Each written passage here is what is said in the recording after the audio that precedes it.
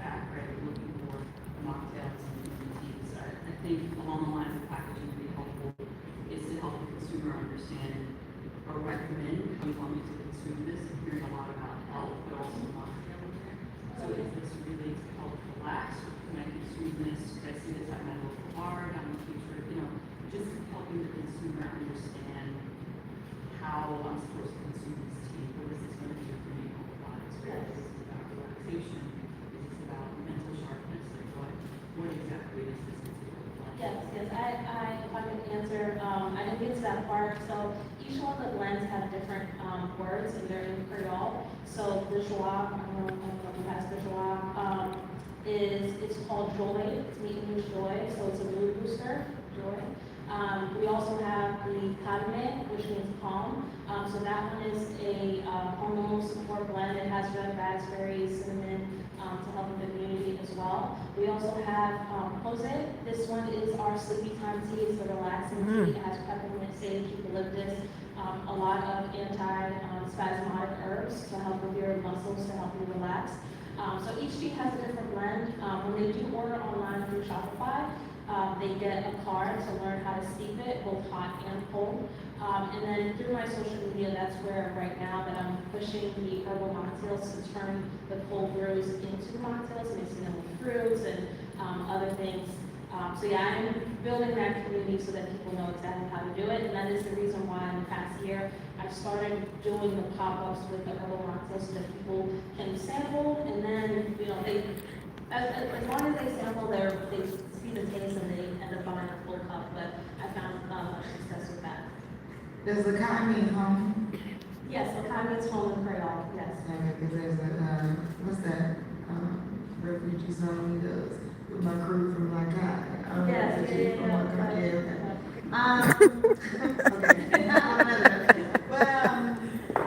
What is driving your decision making? You have 5 SKUs right now, and you're talking about herbal cocktails. I'm wondering, like, you got me thinking a lot about where are the sales? Why are you starting a new thing? What, like, how are you painting the picture? I mean, I loved all the stats and the margins for sure. I think you should have maybe figured out how to shorten the story so you can bring in the different SKUs and so we can understand that consumption piece.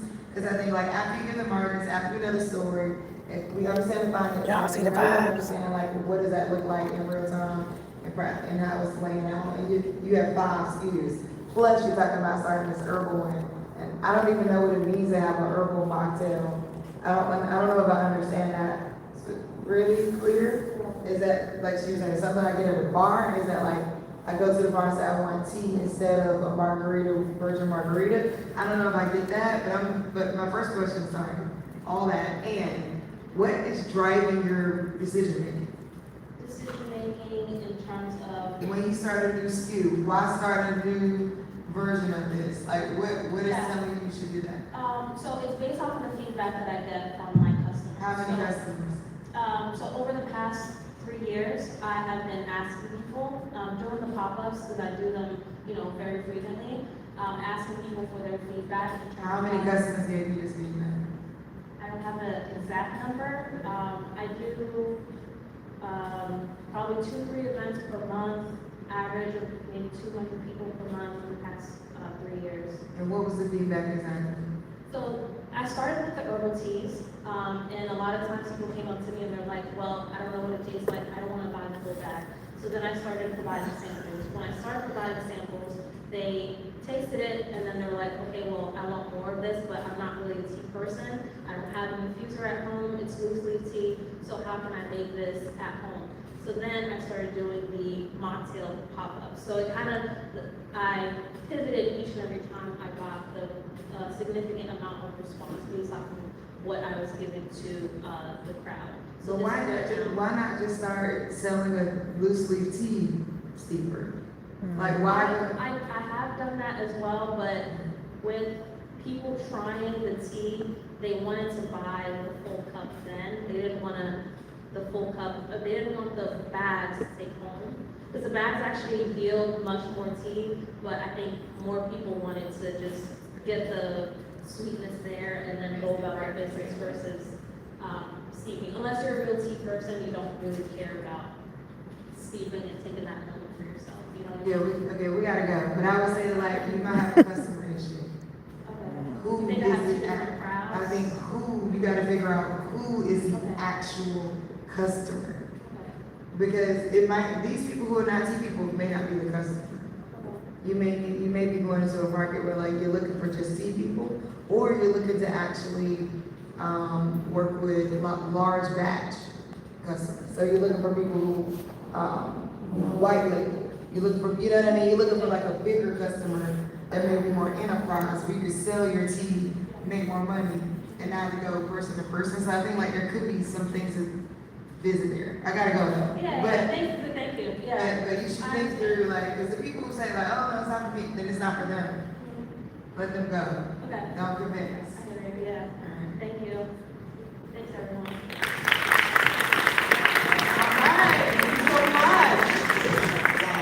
All right, we got two more fabulous founders who are going to pitch their business. Make sure you give them the same love, the same energy, the same excitement that you gave everyone else as they were pulling up and pitching. So our next founder who is going to pitch her business is Joanna King of Cheeks and Trim. Joanna King from Cheeks and Trim. Make your way to the stage. Thank you for giving her some love.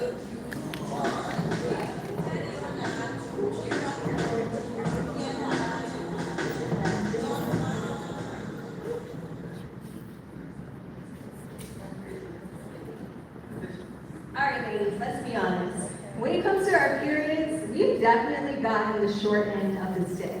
For years, we've had to settle with these toxic pads and these toxic tampons that are filled with harmful chemicals that ultimately disrupt our body, harm our fertility, and ultimately we just end up settling.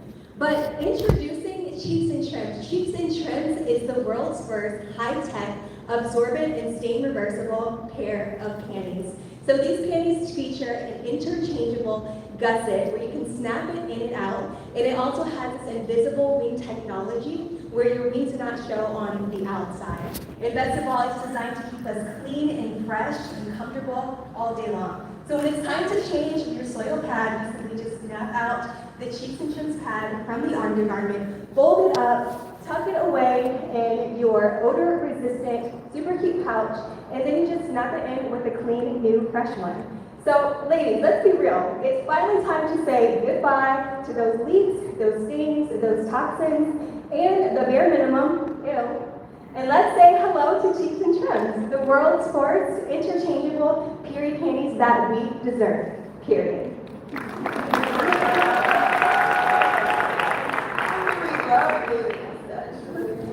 I've never seen that before. So you just snap it out. You snap the whole part of the panty. Yeah, so inside the panty, inside the panty, it has these snaps where you snap in the actual pad. Thank you so much. You snap in the pad here, with these, the pad, and then it also has this hidden inside pocket where you wrap your wings in, so your wings don't show on the outside, which is really annoying. And it has this super cute control top where it keeps us like super snatched during the time we're bloating and all this stuff. So yeah, I'm excited for it. Is that like a starter kit? Yeah, so the packaging, it comes with a box, and then it has a super cute pouch. So the pad goes here, and then the actual panty goes here. So that's what the women will receive when they get their order.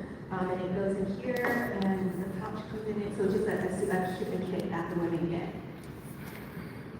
I love your energy. You did a great job on your pitch. I think it's a great idea. I didn't really hear any metrics, cost. So I'd love to have you explore a little bit on that, or expand on that.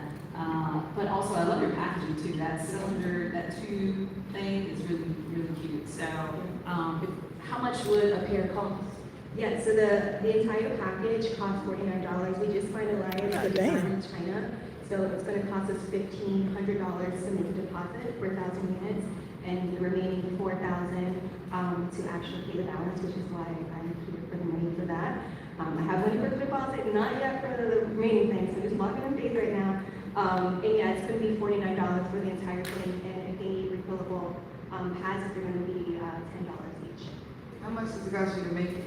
These Okay, cost that's me, my last oh yeah, these only cost me $2 to make. Okay. Very nice. All right, you're welcome. Let's give her one more round of applause. All right, we have one more fabulous founder who's going to pitch her business. The champions will deliberate, and we're going to know who's going to win the 10,000 prize. All right, Ms. Trezelle Reyes, go ahead and come to the stage. It's time for you to pull up the pitch.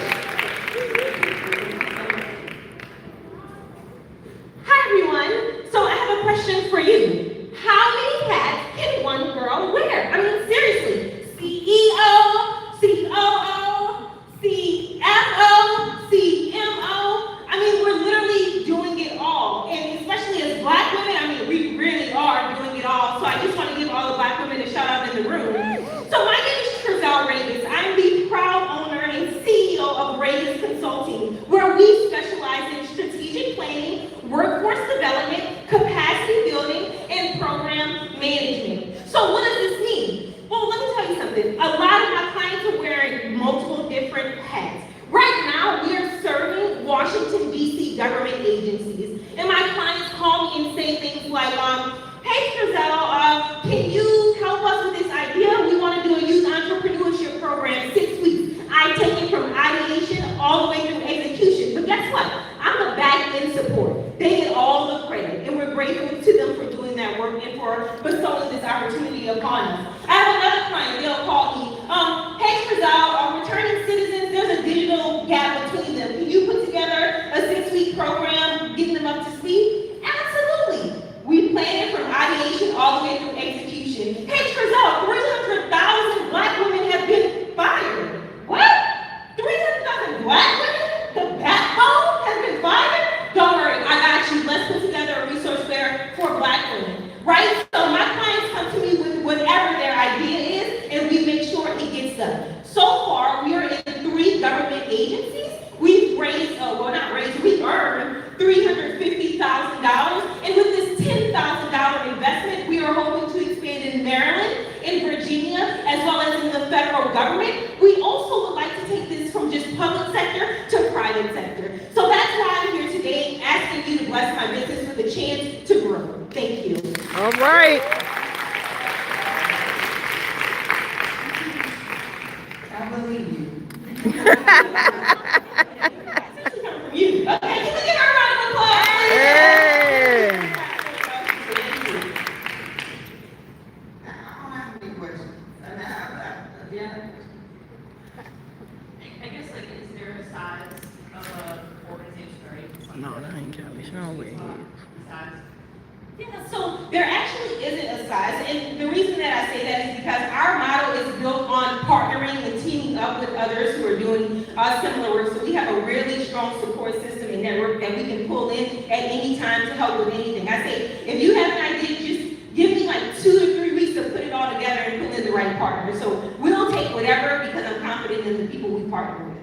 How many people are directly on your staff? Right now, we're a team of 3, but we've, so far with the work we've done up to 9 contractors as well. 10 out of 9 contractors. Great energy on your pitch. I heard you loud and clear. Thank you. Yeah, I want to get the message out, okay? I'm serious about expanding my business. Thank you. I'm curious though, in terms of your outreach. Like how do you, give me the 20-second pitch on your marketing approach? And that's what I need this money for. Business development and marketing. Every contract that I've gotten so far, it's been one-on-one, me meeting someone, them feeding off of my energy and saying, we want to give you an opportunity. That's how I got into this. So I need help with marketing, seriously. And I think that's what's stopping us is I don't know how to market my business outside of talking to people like face to face. I don't really fill out RFPs the traditional way, just shoot my shot and hoping for good luck. I meet people and I stay with them until they call me for an opportunity they have. So I need help. Okay, so more of the organic approach. Exactly. Yes. Thank you. Thank you. So, I don't necessarily have a thing, but I'm gonna tell you how to answer their questions. So when she asked you about, Dana asked you about the size of company that you work with, You wanna know that. You work with government agencies, they have a size. So you wanna categorize that. You can say, I work with, I'm best served for people who just reached $1 million or $1 million to 10 million in revenue is my sweet spot. However, we work with clients who are bigger and smaller, depending on case by case. So you wanna go like, because according to the energy that you're giving us, I would say there is a particular niche that you do work well with, and you probably able to advance them. So don't be afraid to say that. Don't be afraid to say, my niche, we typically work with companies that are 1 million to 5 million and ARR, annual rate of return, and the way we work with them is blah, right? And we advance them. So we take them from 1 million to 5 million, from 5 million to 10 million. Like, don't be afraid to like put the numbers out there and brag in that way. Then they ask you how many people on your staff. If you have 1099 people that you work with consistently, and then you have 3 people that are on your full-time staff, she didn't necessarily ask you about your HR payroll. All you gotta do is say 10 people. Okay. And then, yes, you're about marketing. I would say, also, when you talk about size of team, you could talk about tools that you leverage. We leverage systems like CRMs and AI, because we know that AI doesn't work without great humans. And so I put a team of great humans together in order for us to make the work happen. When she asks about marketing, you can say, hey, the way we market is we do a lot of research. Like we look into, I make sure I appear in the right rooms. We believe that the warm intro is the best way of pushing through. At the moment, however, we're developing on what we're looking at in terms of materials. We have a website, we have your standard things, but right now that's a growth area for me. So anybody in the audience who has a company that's a small business that needs help, anybody in the audience who has, like this is the kind of competition where you can say something like that and it'll be okay. I think you're in the right room for networking in the way that you network. I'm sure there's businesses in this audience that absolutely need your energy and your help. So don't be afraid to take this as a marketing moment. Anytime you have the mic, it's a marketing moment. But you did great. Thank you. Thank you. All right, let's give all of our founders a round of applause. That does conclude round number 2. And now Tanya, Dana, and Omi are going to deliberate. But here's the beautiful thing about what's about to happen. You're going to hear them deliberate. They're going to talk about the businesses. And what I love about this is because I don't know if this is your first pitch competition, your second or your third. A lot of times this is where the champions exit and they talk about the businesses and they come back and they tell you who is the winner. What I love about Omi this vision is you are going to hear them deliberate and discuss the businesses, and then we're going to announce the first, the second, and the third place winner. So you excited to hear the winners? But more importantly, are you excited to get in the mindset of the champions who are going to choose the winners? And that's the educational part of what we're going to do now. So I'm going to pass the mic over to the lovely champions, and they're going to discuss each of the businesses. I gotta know who, are y'all, what y'all think? All right, so we can run it down. DSR. What do you think, guys? Interchangeable clothes.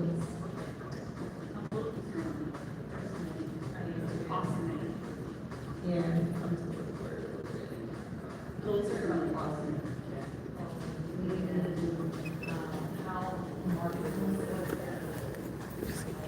I think that the transition to professional clothing is where I think is a challenge.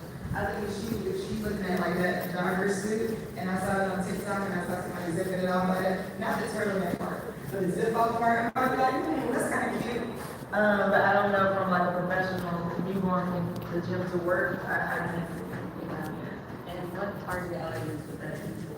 I mean, professionals, of course, but you gotta think about where people are going to afterwards. Not everybody doesn't have to get out, or they're picking up the kids and they're ready to go home. Yeah, right. All right, kidpreneurs, what do y'all think?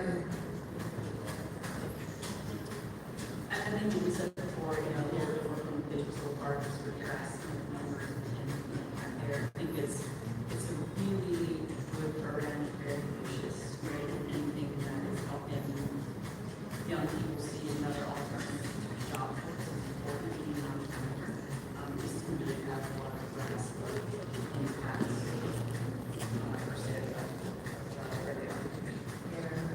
Just in the how, almost to like, I know they only have a short period of time, but like how should we do it? I feel like we have these 3 programs, and they have this. Okay. Yeah, and I think But excellent idea. that's excellent idea, she's doing great work, but I think that the pitch threw us off a little bit. And I want people to like shoot your shot, you know what I mean, like do your thing, try. That's the whole purpose of pitch. But yeah, I think it was just hard for us to determine based off that. Black Satin Company, y'all drink coffee or not? I'm not a coffee drinker, but I feel just the concept of it, I think is really cool. I remember Kenny and Dee and I, as an HR professional, we would support a lot of minority businesses, and especially during like Pride, Black History Month. And the finalists right there, y'all. Who gonna win? Who gonna win these 10 bands? Targeting this. Who gonna win? But I think the concept was cool. People can't function without coffee. It's probably never gonna be enough confidence. Exactly, and I think great idea, great business. I think the only question I just have is the differentiator. There's a lot of people who are telling the story of the market. So how are you gonna get people to care about your story and really see, make us care about those farmers, right? So yes, the story is on the package, but when I'm in the store shelf, which is what we need, what's gonna make me pick up that bag, right? And also where you. And the judges right there, y'all. They deliberating. Things like this sometimes come with a higher price point, it's gonna make me pay that as a consumer versus something else as well. Alright, y'all, I'm about to get up over here because they about to pick a winner. I gotta take my pictures, I y'all. think the one thing that founders do go wrong at is thinking that they have to have so many different All right, I'm versions of out. the product up front.